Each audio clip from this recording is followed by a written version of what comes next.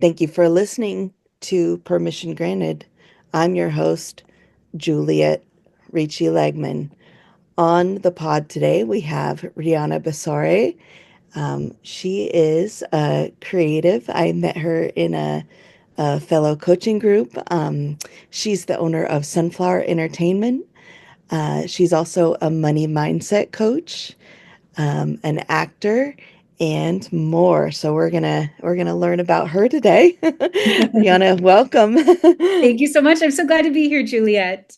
Oh, thank you. Thank you for joining. So tell me a little bit about yourself. Happily. I am a professional creative and money coach for high achieving creative women. I have spent my life honing in on the stories that I'm born to tell, and I empower others to do the same so we can fully realize our financial dreams as the money superpower in our life. Oh, I love it. I love it. And you are kind of working on a few creative projects right now, launching a media company. Tell me about that. Yes, I in so many ways feel like we're always becoming a better version of ourselves. And it really is a culmination of a lifelong of learning. I started as a professional actor. I went to NYU. I had my first gig when I was 16 doing summer Shakespeare. And I really embraced that actor lifestyle. But I reached a point in my life where I felt that I couldn't move forward given the skills that I had. And that Hmm. embodied itself in an opportunity where I was performing in New York, off Broadway, living my dream. And my grandfather died. And I Oh, was in New York performing in this play that I loved with people that I loved. And I couldn't afford to be home with my family on my one day oh, off. And I said, you know oh, what? There just has to be a better way. It doesn't have to be this hard to be a passionate creative out in the universe. So I took yeah. some time to figure out what I didn't know. Turns out it's called money and business skills. Didn't see Oh, yes. it coming. And I created my financial coaching company, Self Trust Fund. And Mm. through working through my own money issues and then those of my clients, I realized that when I built businesses around money, my creative businesses grew too. And in that Wow. way, I was being invited to direct shows. I'd never directed in my life. I was being invited to produce films. Turns Mm. out business skills are universal. And Yeah. as I was having these incredible growth opportunities and all the fear and all the excitement that comes along with growth, I felt that calling of my own creative spirit saying, what about me? I'm so Oh. happy to support others, but what about my creative imaginings and visions? Mm-hmm. And that became a one-woman show based on a chapter in an art history book I happened upon, Oh, a dear beloved spirit in my life. And I said to her, there's this female artist who I think has a really compelling story, but I don't know what the story is. And the next thing I know, we're collaborating to make this one woman show out of nothing. and this is the one woman show that will take place in Toronto? That's right. So we are going to Okay. do our workshop production in Canada this summer in Toronto. She's based there. She and her husband have produced a number of their own creative projects, and they're just really warm ground for me to nurture this return to my creative self. For a long Yeah. time, as I was on my money and business journey, I was like, but what about me as a maker? Where is Mm. that little actress who just wanted to tell stories? What happened to her? Yeah. And one day I had the incredible opportunity of being in a rehearsal at the Old Globe Theater here in San Diego. Oh, wow. And I was watching these top level creative storytellers. And I had this overwhelming urge to be there with them. And that's when Oh, I knew my muse was calling me, and the story showed up shortly after that. I love it. And did you grow up in New York? So I was a military kid. So I was born in Oh, San Diego, but I have lived everywhere: Virginia, Mississippi, New Mexico. I did go to college. I went to NYU and I stayed there for the first bunch of years of my creative career. I went to DC. I got a 2-year contract in Florida. I lived in wow. Toronto. I have lived so many places. But there's something about homecoming that Mhm. felt inevitable, much the same way coming back to my art feels inevitable. Yes, And so I've that's been based beautiful. out of, thank you. I've been based out of San Diego off and on for several decades, actually, and it's served me so well. I've done shows in Paris. I've gone back to Oh, New York and done off-Broadway shows more than once. It really has been a nurturing place to live so that then I mhm. can go and expand outward in other places. I love it so much. And I've never been to San Diego actually. I hear the weather is pretty much perfect all year. It's very stunning. I'm not going to lie to you. You just look out the window and you're inspired. Oh my gosh. So, I want to talk more about, can you tell me your experience or what you're finding the connection between the money growth mindset, that business side, and the creative side, like how the two connect and how, because we all hear about the starving artist, obviously. I went to art school. Kind of, and you have to suffer for your art, but how do you bring that growth mindset to it financially and connect the creative? Absolutely. Well, I think it's pivotal because the Mhm. starving artist is an inherited belief from the Romantic period of the Victorian age. So that's like at this point 150 years ago.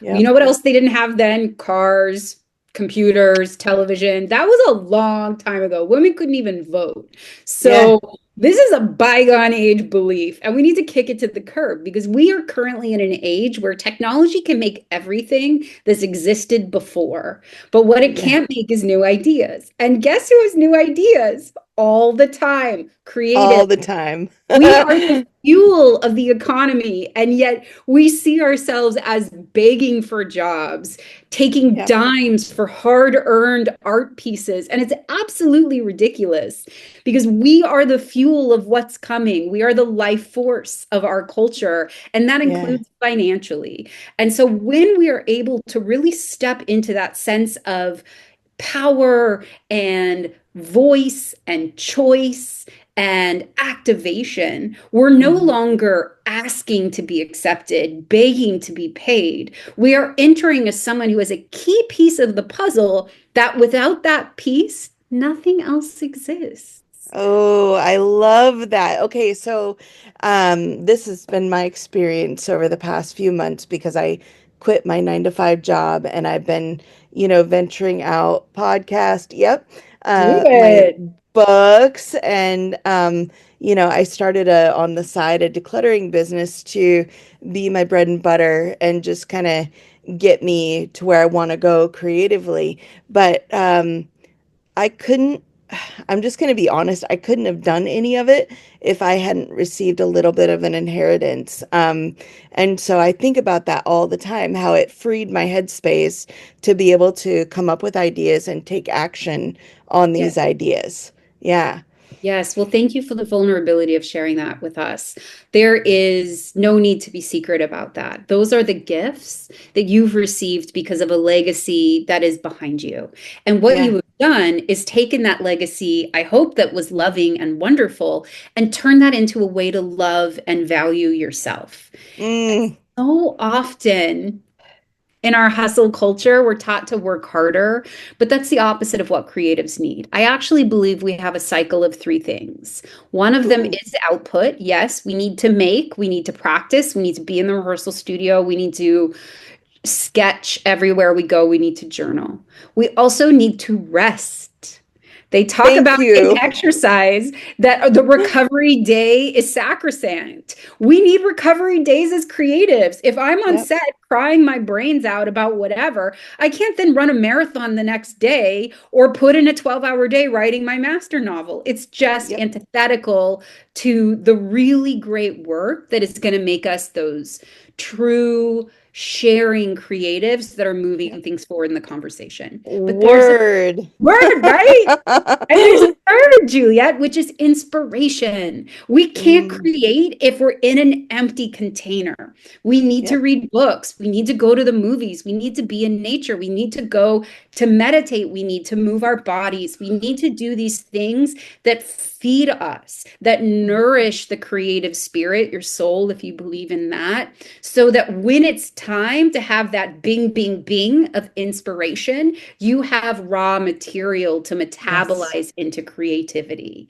And without that Yes. sacred cycle of three, you are running the most valuable thing in your business down, which is Which yourself. is you. Ding, ding, ding. Exactly. Okay, I want to talk about the rest part again because I'm, a recovering workaholic and I just can't talk about this enough.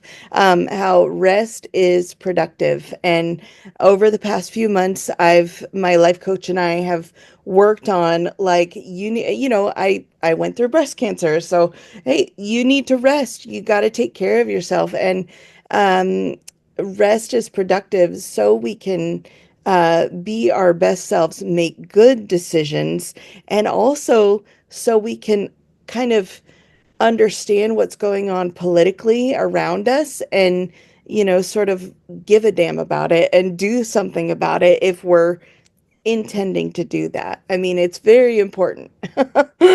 Have to have room. You have to Yeah. have space.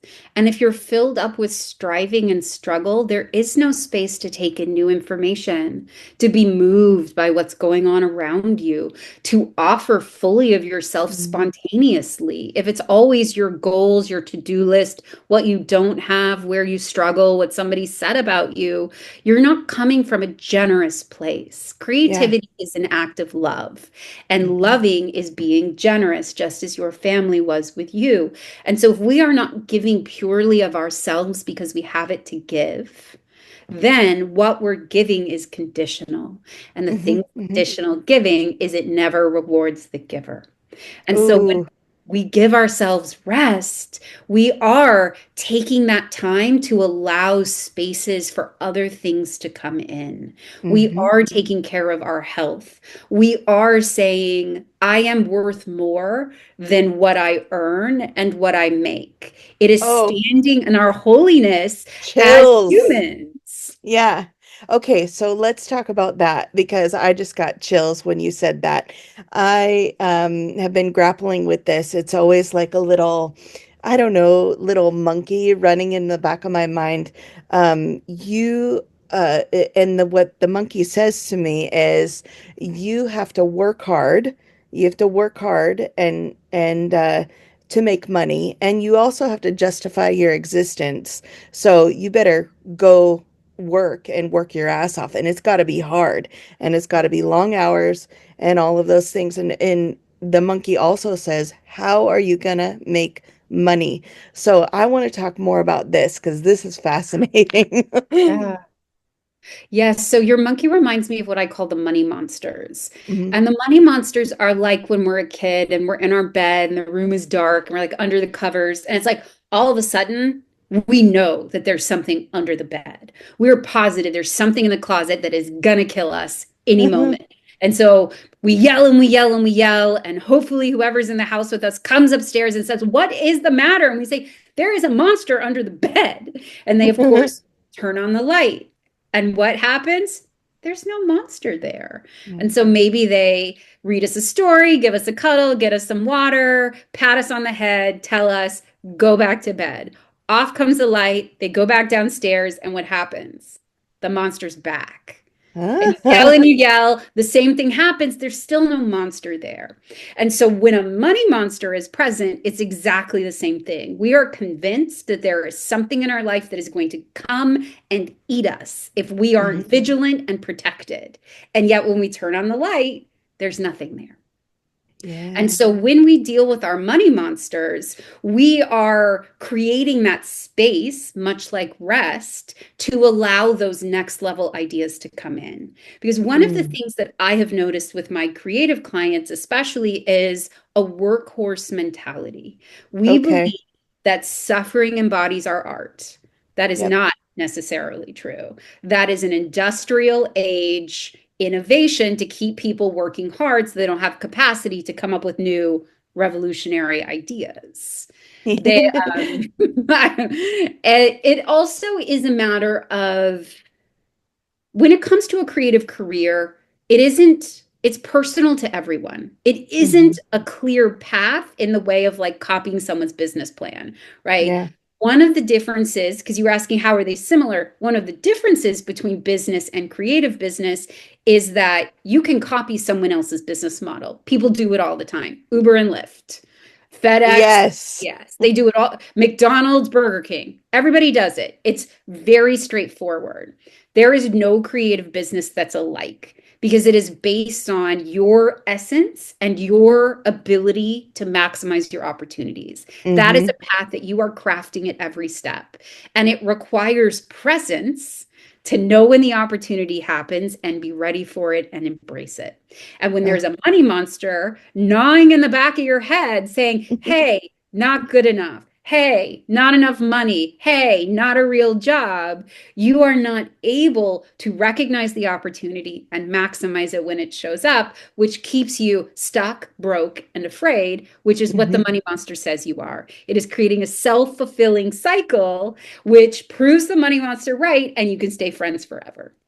So there's that, a couple of things. There's that when people, win the lottery and then they end up going broke because that is where they see themselves. And this is what I'm really interested in sort of tackling personally because, you know, I if I recognize if I see myself at this level, whatever level that is, that's where I'm going to be comfortable. That's where I'm going to put myself, and so okay, how do you get beyond that? Yes.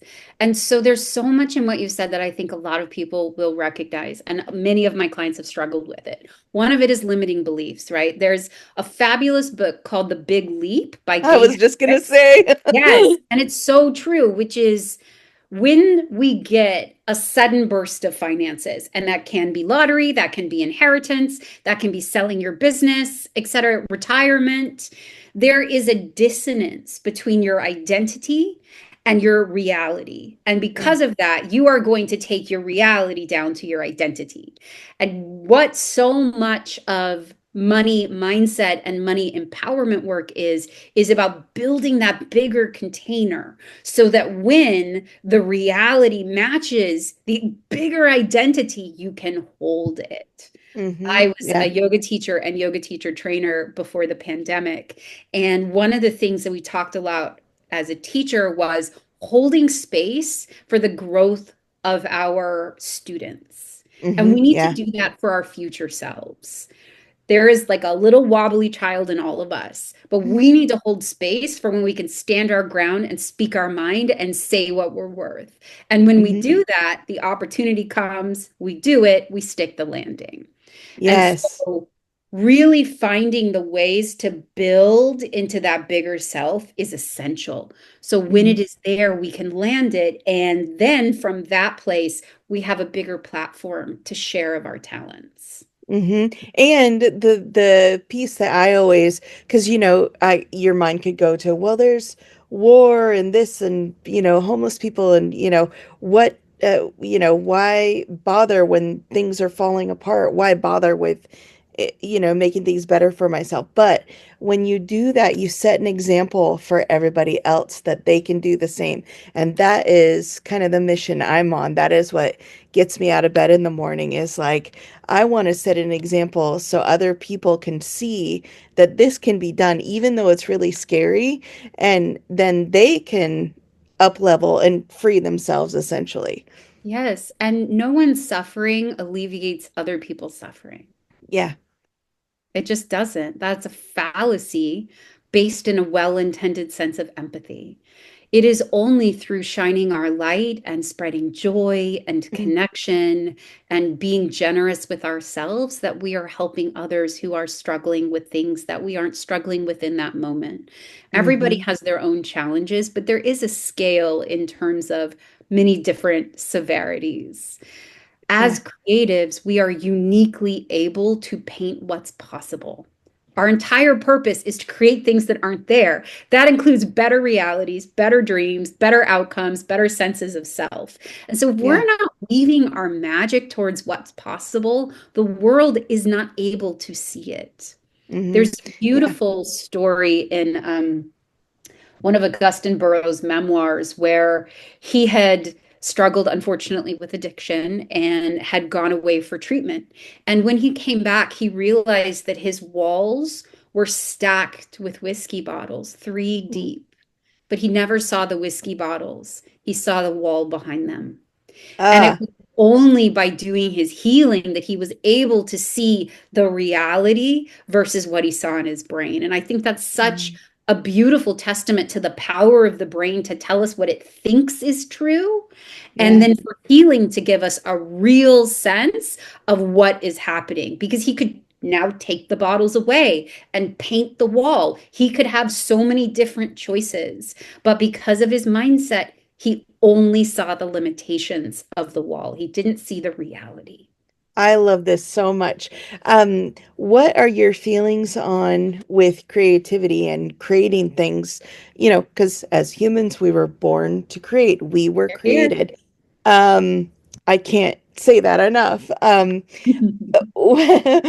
What there's always, one of the arguments you always hear, and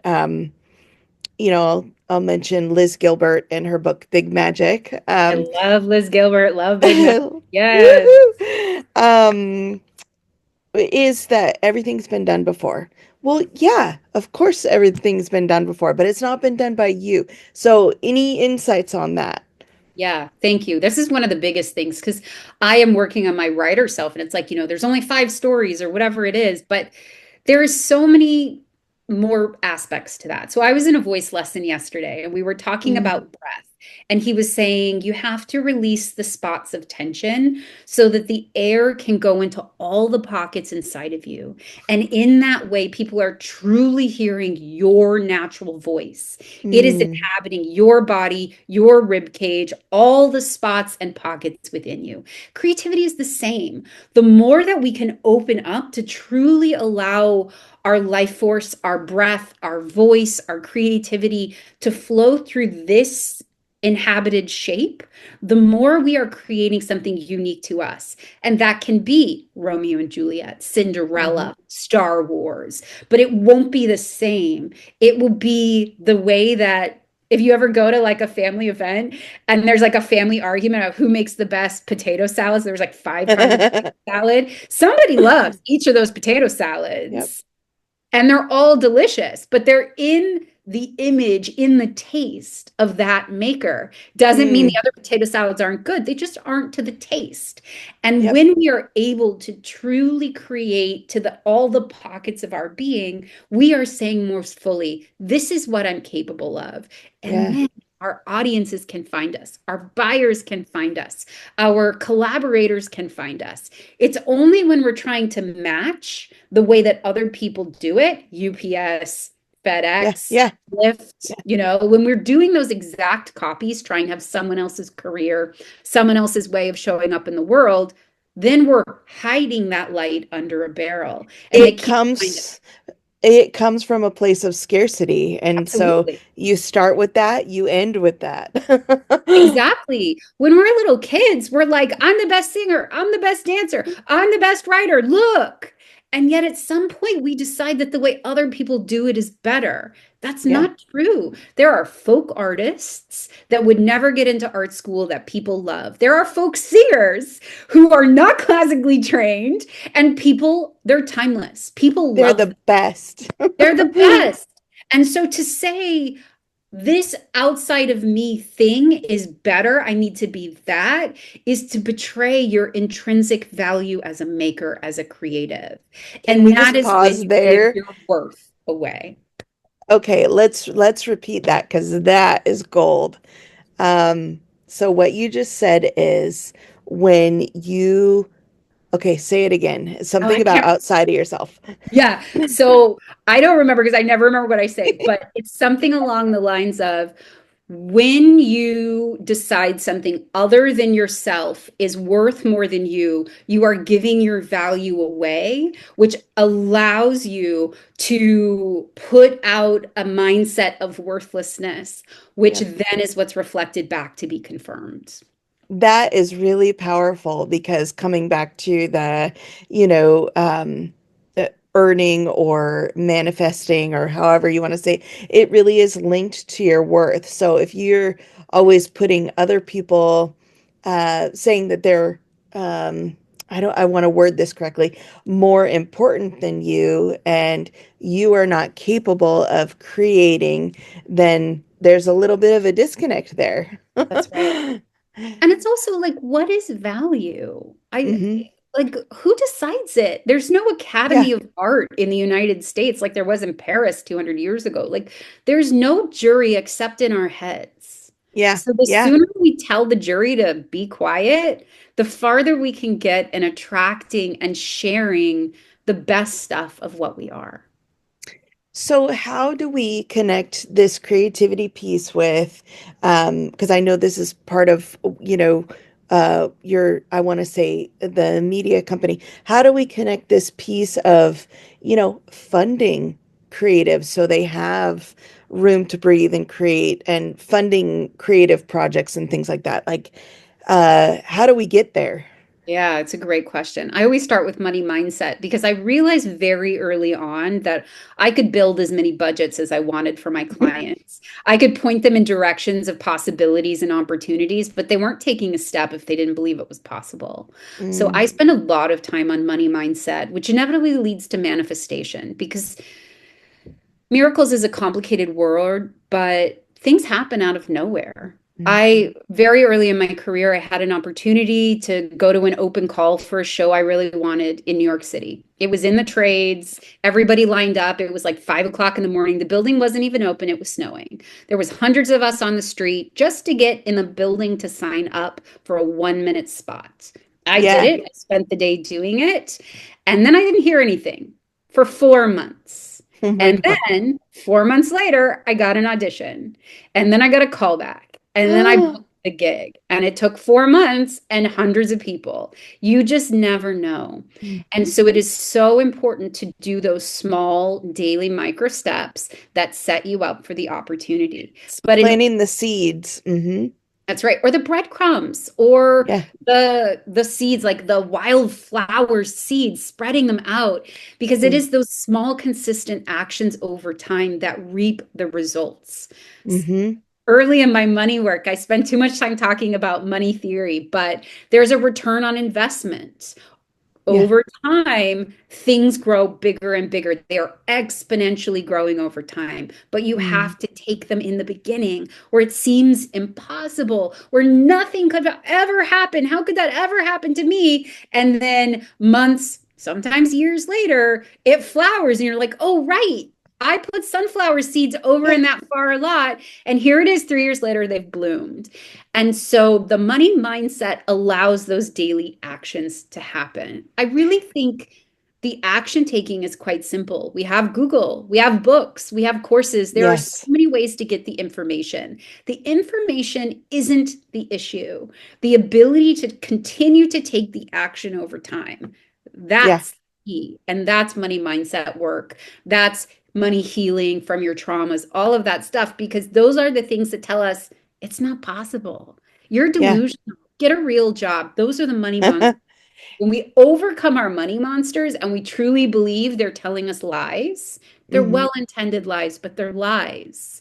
Then we can start to look for new possibilities of all the infinite routes we can take our business and all the ways it can be funded. Because there's as many paths as there are people. Yes, which there's quite a bit. How do you what do you tell your clients about impatience? Because oftentimes, okay, I'll give a great example. 5 years ago, I wrote a book. It's called The Juliet Letters, and I put literally one Facebook post about it, and I thought, okay, this is it. I'm just gonna put this out here and then drop it. And, lo and behold, I think I sold 40 copies or something. And I had I had a book launch party with 8 people, and it was glorious because they were wonderful it was at a coffee shop. It was great. But my point is, I didn't see the realm of possibility. And so I was like, well, it's just not happening. Oh, I have the book here, by the way. It's right here. Please. Oh, beautiful. And there's Oh, I just gorgeous. want to point out there is a painting in here from when Donald Trump got elected the first time, and it's called Love Always Wins. So just so you know. I love um that. but anyhow, I was like impatient. You want to see from very little effort the results immediately, the feedback, the positive feedback. And if you don't get it, uh, oftentimes we give up and like, okay, well, I guess I'm a failure, and then you just move on with your life. But that's not how it works. Hmm. Yes, I think this is so valuable, Juliet. And I think it's based in comparison, actually, the money monster of comparison, because we're looking at other people's highlight reel and we're deciding because we didn't get that after minimal effort that it isn't meant to be. And we don't know Mhm. that that person hired a publicist or has already done 15 books or their father is an author and told them everything to do or that their influencer Yes. is their sister is an influencer. We just don't know. And so it's really important for creatives to figure out what they think the value of what they make is. Because it Yeah. comes from nothing, we treat it like it's nothing, but it's not. That book is beautiful. It's an amazing gift. It's an amazing thing to have around. It's a balm in a difficult time. It's an inspiration for someone going Mhm. through a rough period. These are all values. Whereas perhaps that younger Juliet was like, well, it's just a book I came up with. Who knows? What's it really worth? Well, it's worth a lot. And so, because we think of it, oh, it's just a crazy idea I had in my head, it's disposable. We have so many of them, we don't value them.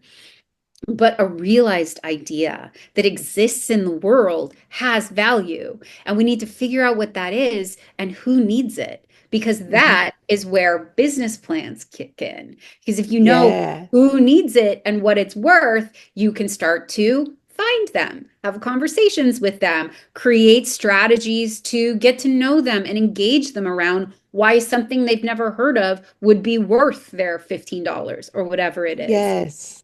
I love creatives madly, but we do sometimes feel a little bit entitled because it's Mm. so good to make. We think everyone should automatically know the value of what we make, but that's not how Yeah. it works.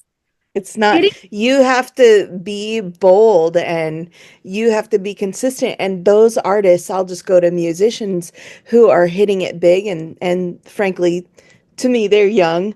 They have been doing it for 10 years, yes, nonstop. And they finally, you're like, oh, she's new. She's an overnight success. No, no, no, no. no, friend. 10 years It's so without true. fail. And it's because of relationship. Mhm. Everything in business is about relationship. How long they've known about you, who else likes you, getting in the door because somebody's recommended you. And it takes time to build relationships, just like the first, not since kindergarten has it worked that you can walk up to someone and be like, be my best friend, and then your best Yeah. friend. It takes time, especially for adults. We have Mhm. such full lives. It takes a while for them to see the value, to engage, to be reciprocal. And each of these stages in business is called a buyer's journey, but in Mm. relationships is called getting to know people. Yep. And yet Yeah. as artists, we think that we can like be their best friend just because we're like incredibly genius human beings. And like sometimes that's true. There's just absolute magic, like the story I shared with you. But Yeah. most of the time, over the long term, we have to respect the relationship time frame Yeah. with the people that we're looking to invest in our creative projects. Yeah, that's very true. And one thing I notice, I'll just speak to my recent experience is, I would just bury my head in work, so I never had time for any relationships. I'll just say it that way. Yeah. And now that I have a little room to breathe, I'm like, actually, I am a pretty engaging person and I really do enjoy this. Yes. And I'm good at it, you know. I just don't enjoy small talk, but I like what the kind of stuff we're talking about. Yeah, But uh, uh, it's just like creativity, you have to make time for those relationships. you do. They take time and they're worth it. My acting teacher says love takes time, love makes time. And I think that just Ooh, sums it all up. It's the same for our creativity, for our business, for our health, for our relationships, for everything we do. If we love it, we make time, we take time. And that is yeah, what. And yeah. something you had brought up earlier that I'm glad you reminded me of is I think there's a real habit in the gig economy of being grateful for work. And we should always be grateful for work. We should be grateful for everything. We should be grateful to still be here and breathe. Yep. But when you are the financial engine of your business, you don't want to be like someone applying for a job. You Mm, want to be like the visionary CEO of your company. And so when you're saying, I deserve rest because I get my best ideas after my afternoon nap. I yep. have to go for a run after business meetings because I'm all pent up. I need to be in my hyperbolic chamber and whatever. Like, if you listen to CEOs talk, they will tell you what matters to them and they do it. Hmm. And yet, as creatives, we think if we work harder, we get more of what we want. But that's how employees speak. So employees Yes. say, look at how much I got done. That means I'm valuable. But what do bosses, visionary CEOs say? They say, Ooh. oh, I go and have a 2 week retreat to India every year. I go on a safari with my family every Yep. Christmas, and I come back with the best ideas. Hawaii, golfing, that's my secret. And Yep. when we treat ourselves with that same generous, generative energy, we run our own companies because we have those big level ideas. I know a CEO that is true for, that he built his business and he worked 24/7, but he also prioritized his morning walks, his, family time, his disconnecting from his phone, and, you know, the employee, the worker bees, not so much, right? Because you're building the business. Um, but then at some point, some of them were like, "Oh no, I need this sabbatical." Yes. But it took a Burnout while to is get there. real. Yeah. Well, Yes. burnout is real. I had a visionary coach say to me once, she was like, it's like a windmill or a pinwheel. It's like a pinwheel. And it's like at first, it's really hard to get it started. It takes a Hmm. lot of energy. But once it's in motion, you can touch it gently and it keeps going. And I do think Mm. that anything new is like that. But Hmm. because creative business is different than traditional business, I would argue we should never grind 24/7. Oh, You I love this. yeah, Yes. you are killing the financial engine of your business when Yep. you overwork. The best ideas are the ideas that come when you're doing other things. So Yep. if you're only doing the same thing, you're exhausting your brilliance. You're exhausting the way you make money. It is much more important to cross train. I personally believe in having different projects in different phases so that you aren't exhausting yourself like at the gym. You don't just do bicep Yeah. curls because your tricep is Yeah. going to affect your Have joints a in a leg way. day. Yeah. Maybe leg day, right? Yes. You got to have that So strong core. how do you, okay, this is something I'm learning. I prior experiences I've had when I quit my job and tried to go it alone, I didn't know what to do, so I would just end up watching TV, right? Like I didn't have any direction, frankly. So now what I'm learning is with help from friends, I'm like, oh, I actually enjoy all these different things I'm doing. So I kind of am excited to leap out of bed. Not everything, but mostly leap out of bed and just, go do all these things. And then if I feel like taking a nap, I take a nap. Um, my question is, how do you juggle all of the projects and quote unquote businesses that you are working on? It's definitely a moving target, and I I get a lot of free advice about it. A lot of people tell Mm, me I should focus on one thing at a time, but that's not how my brain works. yeah. So, I will tell you I don't go at 100% in all of my businesses. So it's personal. And I have found that for me, it's a seasonal model. In I business, love they it. call it a quarter model. I use the seasons because Taurus rising, I'm very connected to the earth. And so it's like, okay, what do I want in 2025? Well, my big goal is the female one-person show that's going to Yeah. be in Toronto. That's my one big goal. Okay. Well, first I have to write it, quarter one. Quarter two, I have to refine it and start to build contacts in Toronto. Quarter three is production. We're going to be doing that show in Toronto. Quarter four is follow up because boy, do I want to get a real production funded, right? That's my quarter. And then when it comes to multiple businesses, I usually say that I have four. The one that Okay. lights me up, the one woman show, is the lead. Okay, what are my goals for the other three businesses? And then I feather those around. And so if Mm, it's a big writing quarter for my writing stuff, I'm not doing a bunch of blogs for my coaching business. I'm not launching a new course in my coaching business. I'm maybe pursuing speaking gigs because hmm. that's a couple emails every day. It doesn't cause a lot of creative energy. Yep. Heard a very smart screenwriter producer speak once, and she says, I always have four projects. And I was like, me too. The first one is the one that I'm dreaming about. I work on that first thing in the morning when I'm freshest. Then there's the one I'm writing. I do that before I go to work. The third one, she was in a writer's room. She was staffed in a writer's room. There's one I'm refining. That's the one Ooh, that's in the editing process. And the fourth one is the one that's out there. That's the one I'm promoting. And I have okay. 2 hours every day where I do each of those for my different projects. And I thought, I love it. yes, always have one business in the dream space, always have one that is in the generative space, have one that's in the refining space, and one that is in the marketing, putting it out there, pitching space.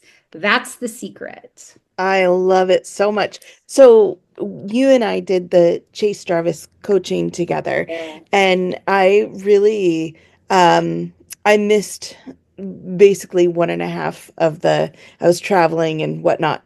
But anyhow, I got some really juicy nuggets out Oh, he's of, wonderful. oh, he's amazing. All about, his book, Never Play It Safe, Yep. and Creative Calling. And just, one of the things he talked about, and you'll hear like Gary Vee talk about and other um, creatives, is just focus on one thing, or you'll hear the opposite. So you could argue for both, but I love this idea of seasons because in the art world, I would have a creating season and I would have a showing season, and such like that. So I love this idea of, keeping it interesting and going back to Liz Gilbert, some people are, what does she call it? Jackhammers and some are hummingbirds. So you have to have both to make the world go around, where you're doing a bunch of things and you're cross-pollinating. And then there are some people that like this is the one thing they do and this is all they do. Yes, I get that advice all the time. You need to focus on one thing. And I just think, but that's not how my brain works. There you The go. minute it feels like work and I just have to sit down and put my nose to the grindstone is the minute I'm not in love with it. And Yeah, I know if I am not passionate about it, I will not do my best work. So it's a waste of yeah, time. I yeah, don't need to sentence myself to get work done. But the thing that's lighting me up, the thing I'm inspired about, that I can go and do until I'm tired. And yeah. then I can go and read a book on something else that I'm working on. There are all these Cool. ways to work on our creative projects, and yet we think it's sit at the desk and do Yeah, the work. And yet there's layers of work around yeah. creativity. I studied art basically, and I painted for 20 years. And if I would have sort of stayed there, um, and forced myself with the traditional model of showing and selling my work, I was not getting joy out of it. I wanted more. I wanted to write. I'm absolutely loving this podcast, and there's probably more that I have never done or know about that's going to come into my life down the road. And if you don't follow your curiosity and your joy, you will never know. You will miss out, you know? I truly believe that creativity is our life force and it is pointing Mm. us towards what we're supposed to do. And sometimes you have to, in my case, step back from the thing that you thought you were going to do forever and learn about accounting and marketing and business Yeah. development to come out the other side a one woman creator. Like Yeah. I never saw that coming. And yet I needed all of those stages to get to where I am now. I have this fabulous blog post I sent out recently, and it's like, you know, I took art history in that period. I took swimming. I took Yeah. yoga teaching. I did all of these things because they were what interested me. And then I wanted to make a feature film in a closet during COVID because we couldn't take our one man Mm. show to Iceland. And so you better believe the stamina of all those yoga and swimming lessons allowed me to like continue Yes. to be in the closet with my actor. The art history class allowed me to create a visual frame without any other support as a one woman film crew. And but is that why I did those things? No. But when Mm-mm. the No. opportunity came, I had all these skills that allowed me to be better at it because I had chased creativity and curiosity. You were ready. So there's that quote, when opportunity meets preparation, that's when it happens. And that's I completely identify with that. Like all those years of painting, all those years of being a manager, everything I learned, even in the corporate world, I apply it to what I do every day today, That's to right. owning a business, you know? You don't leave any of it behind. You just get better. Because Mm, truly, being a creative is being an entrepreneur. And as an entrepreneur, you are creating the invoices, you are yeah. paying the taxes, you are doing the marketing, you are making sure you have the insurance you need. You need so many skills. And Woo! they did not teach those to me at NYU. I had to teach No. myself those. And Yeah. none of them are hard, but they're not taught in a way that makes them accessible for creative brains. And that's Yes. some of where my coaching and my business development work has really come out of is like, you can do this. It's not Mhm. hard. It's just not done in a way that feels accessible. And so if we can translate what is identifiable or shift a little bit the parts that feel hard for creative brains, it's very doable. It's not hard. It's Mm. just not spoken in a way that feels understandable. I'm glad you said that because I'm a visual person. I'm a creative brain, and oftentimes things feel inaccessible to me or something too hard to grasp. But when people put it in visual, um, bullet point terms for me, even when I was getting my breast cancer diagnosis, and the doctor said, okay, you're going to do this, and he literally drew a diagram and bullet pointed it. That is how I can intake and absorb and retain information and frankly understand it. If there's a visual element to any kind of teaching or in books, um, I will retain the information so much better and be able to sort of action on it, you know? Um, You really need to know how you work. yeah, And that can be your brain, that's also your heart and your gut and your intuition. You need to know what your drivers are. And once you do, everything else is a formality. Because yeah, just as you discover, you can teach yourself anything if you know how you learn. yeah. I want to talk about AI, but before we do that, I'm gonna sort of pause, and if it's okay with you, we'll do it as a little bonus section for my subscribers. Love it. Because the AI piece, because we talked about it during our coaching with Chase, I actioned on it and I was like, oh, now I'm friends with Claude. So, Oh, you Claude's my know, boyfriend. Yes. yay! So, we're going to kind of wrap up. Is there anything else that you want people to know? Well, I would love to invite them to check out my course, How to Slay Your Money Monsters. You can find that on my website, selftrustfund.com. Self-trust, because that is the root of everything, and trust fund, because we are building the financial foundation of our future. And so, How to Slay Your Money Monsters is an 8 lesson audio course that really goes into how to identify a money monster, how to overcome the money monster, how to befriend them, and ultimately how to slay them. So you can take the steps you need to fund your best creative life. I love it. I'm so excited. And I'm going to put all of that in the show notes. Perfect. And is there anything else, maybe just mention again how people can find you, also for your acting and creative projects as well. I would be happy to do that. So the foundation of my creative work is on my website, rhiannabasore.com, and on Instagram, Rhianna Basore Official. And all of my money coaching work is through Self Trust Fund, selftrustfund.com, and Self Trust Fund, at Self Trust Fund. So I keep those universes separate because the creative business is me, Rhianna Basore Official, and Self Trust Fund is the embodiment of my learning around money and business. I love it. And you're setting such an example for me, even because, I think about sort of the decluttering and then the writing and podcasting, and those are two separate worlds for me. But I juggle between the two all day, every day. That's right. So, You yeah. contain multitudes. Thank Yep, exactly. Well, thank you so much. I so appreciate you, and I loved our conversation. you, Juliet. It's been such a pleasure. Thank you for having me. Oh,